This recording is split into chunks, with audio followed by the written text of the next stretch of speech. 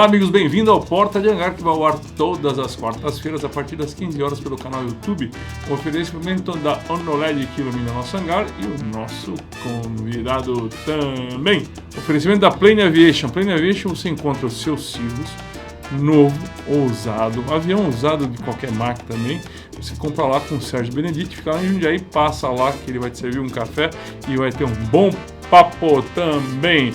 O nosso convidado de hoje já veio aqui no programa, é o professor Calazans. Bem-vindo, professor. Beca, grande prazer estar a bordo. De novo? De novo, alguém, novamente. Bom demais, hein? É sempre bom estar contigo. É sempre um prazer.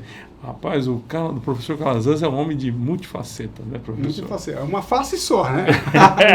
Não aguentaria duas, mas faz um monte de coisa na sua profissão, né? Você fala um monte de coisa. É controlador de voo, já foi piloto. Aéreo, fui piloto. Dança, chuleia, caseira. Também, break. Vamos lá, a gente faz qualquer coisa. É isso aí. Vamos falar do que hoje? Perito aeronáutico, é isso? Perito judicial aeronáutico ou perito aeronáutico. Essa concepção perito aeronáutico, no Brasil, eu posso até dizer que ela é nova, embora seja uma concepção antiga ao redor do mundo. Você é um perito aeronáutico? Eu sou um perito aeronáutico. Tenho atuado em vários casos já como perito aeronáutico. Quem certifica um perito aeronáutico? Um perito aeronáutico, na realidade, eu vou fazer valer aqui a definição de Ives Gandra. Perito, independente da área, é aquele profissional que tem muito conhecimento teórico e muita experiência. Hoje, com exceção dos peritos, que são de carreiras, que fazem concurso, um perito é aquele profissional que pode ser chamado para assessorar um juiz, um promotor, um delegado, mas, principalmente, não precisa nenhum requisito formal. Não tem uma faculdade, uma escola, nem nada disso? Não, o que tem é o seguinte, eu tenho um curso, né? Na realidade existe curso, mas não há uma exigência de que se tenha um curso de perito aeronáutico. Mas, uma coisa eu digo, alguns profissionais tentaram ser perito e não conseguiram. Não conseguiram porque existe uma ciência por trás disso. Então, há um profissional. Não é um pano preto, mas tem uma ciência. Mas tem uma arte, uma ciência. Um exemplo, um determinado profissional, eu acompanhei, ele fez um parecer. Do modo como ele fez o parecer, ele acabou incriminando o seu cliente. Eu falei assim, você é do cliente, assistente do cliente, ou você está assessorando o promotor que está acusando? Ele falou, por que, Calazans? Você acabou de incriminar seu cliente. Por quê? Ele é um profissional muito experiente na aviação, um conhecimento magnífico, teórico, e uma grande experiência, mas não sabia ser perito, que tem não é pano preto, mas tem uma ciência. Então deixa eu entender, o que você está falando é o seguinte, CENIPA vai lá e vê as causas do acidente, não acusa ninguém, ele só vê as causas do acidente. Na realidade, ele não vê causa, ele vê fatores. Os fatores, isso. Que seriam. E o perito vai fazer isso aí para uma sentença, judicialmente ele vai usar esse Eu diria o seguinte, são duas diferenças básicas. Então, eu tenho a investigação técnica, que é a investigação realizada pelas autoridades investigativas aeronáuticas. E a investigação judicial, também chamada aí por muitos jurídica. Qual a diferença básica? A investigação jurídica ou judicial, ela vai trabalhar com responsabilidade, com a finalidade, às vezes, de assessorar. Por exemplo, há pouco tempo, ano passado, eu fui assistente técnico de um piloto que estava sendo acusado de ter cometido um crime em voo. Então, eu fui assistente técnico e nós fizemos um trabalho juntamente com o advogado e ele foi absolvido. Mas o que estava em questão era a responsabilidade penal. Então, nós trabalhamos com responsabilidade. O CENIPA e em outros países trabalham com fatores. Nós trabalhamos com causa. Quem causou o acidente? Existe uma diferença. Então, como o objetivo é diferente, a metodologia e o linguajar passa a ser também diferente. Não necessariamente é o piloto que causa o acidente. Não necessariamente, muitas vezes não. Mas, como é que se traduz isso para o judiciário? O promotor, o juiz ou o delegado? Então, nós, profissionais da aviação, que conhecemos as nossas áreas de atuação, vamos juntamente ao jurídico para traduzir aspecto técnico para aspecto jurídico. É essa a essência da investigação judicial. Por exemplo, o piloto sofreu um incidente, né? Vamos dizer assim. Estava sem a habilitação dele e não foi culpa dele do acidente. Pode acontecer do cara ter a habilitação perder a validade ou ele, sei lá, passou reto. Como é que funciona isso? Eu vou trabalhar com um exemplo muito do nosso dia a dia. Você está dirigindo um carro com a sua habilitação vencida. Aí você para no semáforo, bonitinho, está vermelho. Vem um carro atrás, em alta velocidade, motorista embriagado, e colide a traseira do seu carro, provocando até a morte de uma pessoa. Pergunta-se, você cometeu uma infração? Cometeu uma infração. De estar sem a licença. De estar sem licença. Mas essa infração não tem relação nenhuma de causa e efeito com o acidente. Você responde pela infração administrativamente e a pessoa que deu causa ao acidente responde pelo resultado. Na aviação, de uma forma muito mais complexa, ocorre a mesma coisa. Pode ser que um controlador de tráfego aéreo, um piloto, ele tenha cometido alguma infração, mas necessariamente esta infração não tem relação direta com o acidente. Isso é muito difícil. Isso é explicar, mas é possível. Aconteceu comigo uma vez. Eu estava trabalhando no Campo de Marte, uma aeronave cruzou o Campo de Marte para pouso em Congonhas. Quando passou o Campo de Marte, ele me conheceu. Oi, Calazans, como vai? Tudo bem? Eu falei, tudo bem, legal.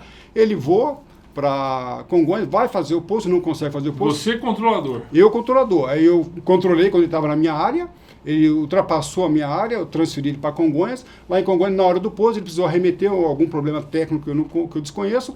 Ele se acidentou e acabou morrendo. Aquele navalha à noite, né? Isso, exatamente. Ficou no motor. Exatamente. Na arremetida foi exatamente. Isso. Faz tempo isso. Eu não lembro, mas faz tempo. Foi no início da década de 2000, 2002, 2002, por aí. E alguém, né, que fez a investigação me questionou: Calazans, você vai ser inserido no bojo da investigação. Eu falei, por quê?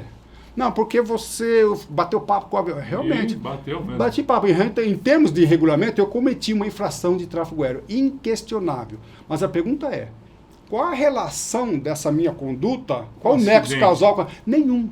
Então eu respondo administrativamente, né, e não tem implicância jurídica nenhuma. Então, o nexo causal, relação de causa e efeito, é uma das coisas mais importantes que diferencia a investigação técnica da investigação jurídica. Então, é possível que o piloto esteja, por exemplo, com a habilitação técnica vencida, mas a causa do acidente foi pano de motor. Entendi. Então, ele pode responder administrativamente perante a ANAC por essa infração, mas ele não deu causa ao acidente. Então, traduzir isso aí juridicamente, quando trabalhamos com causa, é uma coisa, é essência, muito importante, é a essência da investigação jurídica. E mesmo porque a obrigação do controlador é falar. Você não, vamos dizer assim, que você não infringiu nada. Você fez o que você faz, falou com o cara e acabou. É isso. Não tem o menor risco. Mamonas Assassinas. Vamos falar disso aí, que é um caso público e que já faz muito tempo, mas ficou aquele negócio no ar, né? Março de 1996. Faz tempo. Mas, embora faça tempo, para mim ele é um divisor de água, principalmente para os controladores de tráfego aéreo, e é um caso que precisa ser estudado, reestudado, porque tem lições preciosíssimas, principalmente na questão de investigação jurídica, que houve nesse caso. Porque muita gente falava assim, não, mas foi culpa do controlador, na época. Porque o cara arremeteu, fez uma curva proibida à esquerda, é isso? Exatamente. Ali fala-se, ele deveria ter feito uma curva para a direita. Negativo. Ele tinha que ir em frente. Nem para a direita, nem para a esquerda. Ele não pediu mudança de regras de voo, ele estava voando por instrumento. A arremetida, naquele caso, previa uma subida em frente até 6 mil pés na proa de Bom Sucesso. De Bom Sucesso. Foi isso. Então, muita gente ia falar assim para mim, não, mas o controlador tem que ter... Não, o controlador não tem como chegar lá no manche do cara e por reto. Eu vou dar um exemplo que muito se assemelha ao do Mamonas, quando eu estava trabalhando como controlador de tráfego aéreo no Campo de Marte. Uma aeronave veio para a pista 12 e eu autorizei o pouso. Depois que eu autorizei o pouso, enquanto ela pousava, eu comecei a falar com um piloto de helicóptero. E ele cotejou a mensagem que era longa. E o piloto, não sei porquê, ele arremeteu. Quando ele arremeteu para a esquerda. O que não pode. Semelhante ao Guarulhos. Porque isso é o tráfego de Guarulhos, né? Só que quando ele arremeteu, eu queria falar para ele, mas não consegui porque o piloto estava falando comigo. Puta vida. Aí quando eu vi, ele já estava lá. Aí a pergunta é, mesma coisa, Mamonas Assassinas, o que o controlador, poderia ter feito? Nada. Aconteceu a mesma coisa. No caso do Mamonas Assassinas, que eu estudei de uma forma exaustiva, ele arremeteu para a esquerda. Quando ele arremeteu para a esquerda, então, quando ele arremeteu para a esquerda, Não foi uma autorização do controlador de tráfego aéreo. Não houve relação de causa e efeito entre uma instrução do controlador e o resultado final. Quando ele virou para a esquerda, desculpa a expressão, o acidente já estava consumado. O controlador não teria nem tempo, nem espaço para arrumar a casa. Você já viu a velocidade de um jatinho? Nossa, é muito rápido. Quando, no campo de Marte, esse jatinho arremeteu para a esquerda, ele entrou numa área proibida e estava já conflitando com Guarulhos. E ele falou, e agora, controlador, o que eu faço? Eu falei assim, aguarde, vamos fazer contato com o controle para reenquadrar no circuito de tráfego, mas já estava numa área proibida. Não dava para ele virar simplesmente para a direita? Sem que eu coordenasse com o controle de São Paulo, não, porque eu não sei o que está acontecendo no controle de São Paulo. Mas a questão é o seguinte, que depois que ele virou à esquerda, as condições já mudaram completamente de uma forma muito perigosa. Então, mas lá no caso do Mamona, o controlador foi instaurado no processo ou não? Então vamos lá. O que aconteceu com ele? Parece que o controlador passou muito mal e enfim, teve então, problemas psicológicos. E aí entra a investigação jurídica, que seria essencial. Não houve, até houve profissionais da área jurídica, advogados, que houve sim um processo, principalmente na esfera civil, e também houve o Ministério Público que entrou em questão, mas consideraram que os controladores não deram causa ao resultado. Contudo, houve um advogado, um tempo depois, que quis incriminar o controlador. Aí eu faço a seguinte pergunta. A aeronave estava voando nas imediações de Guarulhos. Controle de tráfego aéreo civil, na época, Infraero. Mas a aeronave estava falando com Congonhas, com a área radar militar. Aí a pergunta é, quem deu causa ao acidente? A quem responsabilizar? A Infraero, o Madrid Táxi Aéreo, que era a empresa de táxi aéreo na época, ou a União por intermédio dos controladores de tráfego aéreo? Acho que o responsável é o piloto que fez uma coisa errada. Você viu que é um embrólio. Quer dizer, eu estou falando isso, mas Mas você caminhou para a direção certa, mas é um embrólio. Então quem autorizou, quem não autorizou, que deve falar, quem não deve falar. E fizeram isso de uma forma incorreta, passou-se o tempo e houve a perda, né? Porque não conseguiu identificar o causador. Mesmo porque na esfera penal, o Ministério Público entendeu que o controlador de tráfego aéreo militar, que foi acusado na época, que foi, na realidade, indiciado, que passou problemas sérios. Ele foi absolvido, não? Ele foi indiciado na fase do inquérito. Mas o Ministério Público, olha que interessante, o Ministério Público, entendendo, analisando ali as circunstâncias, entendeu que o controlador não deu causa ao resultado. É a palavra mágica da investigação. Se ele não deu causa ao resultado, ele não deve ser responsabilizado e pediu para arquivar. E essa foi o grande momento, que ele entendeu que a manobra feita pelo piloto foi de exclusiva responsabilidade do piloto. Não houve contribuição do controlador de tráfego aéreo. Depois que a aeronave fez curva à esquerda, como eu já disse, na minha opinião, o acidente já estava consumado, só faltou exaurir momentos depois. Então, essa chamada do Ministério Público, que foi muito sábia, trabalha-se com a concepção jurídica de uma investigação de acidente aeronáutico. Você poderia dizer, olha que interessante, você poderia dizer que a curva à esquerda foi um fator contribuinte. Foi um fator contribuinte, mas foi também a causa do acidente. Ele não tinha que fazer curva para a esquerda. Muitas pessoas falam, ele tinha que fazer curva para a direita. Isso é uma falácia. Um perito mais sábio não cai nessa falácia. Ele não tinha que fazer curva para a direita. Ele tinha que ir em frente. Subir. E o controlador não instruiu ele fazer curva à esquerda. Se o controlador tivesse instruído, faça a curva esquerda. Aí sim ele estava Aí sim ele teria dado teria nexo causal. A relação de causa e efeito entre a instrução do controlador de tráfego aéreo e o resultado final, o acidente. Vamos mudar um pouquinho o cenário da coisa. O avião da TAM 3054 que varou a pista e caiu no posto, vitimando uma fatalidade terrível. Teve 2 problemas técnicos, né? E não pode se apontar, eu acho que diretamente, culpa ao piloto. O que você me diz desse acidente? Esse acidente foi uma das maiores infelicidades da minha vida profissional, que eu estava em Congonhas nesse dia, 17 de julho de 2007, onde morreram 199 pessoas, 177 a bordo e mais 12 ali no solo. 2 pontos cruciais ali, dentre muitos, foram tocados ali. Quando eu trabalhava lá, eu vi o processo penal em andamento, acompanhei, falei, tem alguma coisa errada aí. Mas eu era da ativa, não era perito na época, não atuava como no direito aeronáutico, mas eu tinha minha concepção. Tá? 2 pontos. A operação da aeronave, em relação ao motor, é uma operação. E a outra operação é as condições da pista. Tinha ranhura? Não tinha ranhura. O que mais? A pista estava curada? Não estava curada? Aqueles termos técnicos. Para mim, tá? Eu tive sempre uma concepção.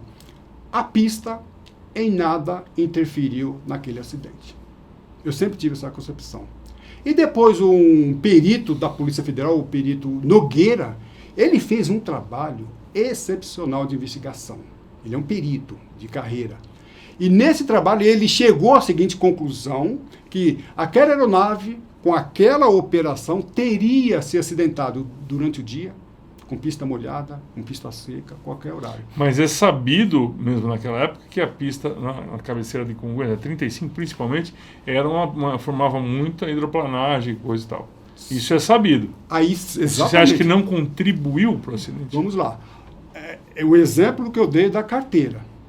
Você está com a carteira vencida, mas você não deu causa. Okay. É o mesmo exemplo. Embora estivesse assim problemas, não tinha ranhura, alguns problemas técnicos, não foi a pista, segundo uma investigação do perito Nogueira. A pista não foi causa do acidente. A causa do acidente foi, segundo o perito, foi a operação da aeronave. Então, neste caso, na minha opinião, o profissional responsável por liberar a pista, que foi acusado, foi indiciado e acusado, não deveria ter sido. Aí eu explico que faltou perito, estudar a relação de causa e efeito. Um perito poderia ter chegado ao promotor e falou, promotor, embora a pista estivesse com alguns problemas, a situação da pista não foi causa do acidente. Assim sendo, essa profissional que está sendo acusada não deveria ser acusada. Na minha opinião, faltou perito aí. E tanto é que ela foi indiciada, foi acusada e depois foi absolvida exatamente por esse motivo. É uma situação muito complexa. Poucas pessoas entendem e muitas discordam disso que eu estou falando aqui. Embora essa não foi a minha decisão. Eu concordo com isso. Mas foi um resultado de uma investigação, e aí eu bato na tecla. É o ponto crucial de uma investigação jurídica. Estabelecer causa e não fatores. Estabelecer quem foi o causador. Na concepção jurídica, a pista ou quem era responsável pela pista não deu causa ao acidente. Legal. Professor, obrigado pela participação no programa. Pessoal, fique com a gente, dá o seu joinha, se inscreve no canal, que vai ter mais professor Calazans aqui, a gente vai chamar ele mais vezes, viu, professor? Será um prazer estar aqui com você. E nós temos aqui a nossa promoção, né, o BK? Tem uma promoção boa aí, gente, escute só. Quem entrar no site do Calazans Aviation, qualquer curso da área da aviação. Nós temos calazanaviations.com.br? Yes, exatamente. Calazans com K. Aviation.com.br vai ter promoção. Quanto é o desconto? Nós temos curso de ICAO, teste ICAO online, todos os cursos online. ICAO, perito aeronáutico, direito aeronáutico e outros cursos. 50% de desconto até dezembro de 2020. 50% de desconto, tá vendo? Eu vou levar os 50 para casa. Obrigado, professor. Para mim foi um prazer. Uma honra, viu? Obrigado. Um aero abraço e tudo de bom. Obrigado, você também. Valeu, gente. Fica até a próxima. Um abraço a todos. Valeu.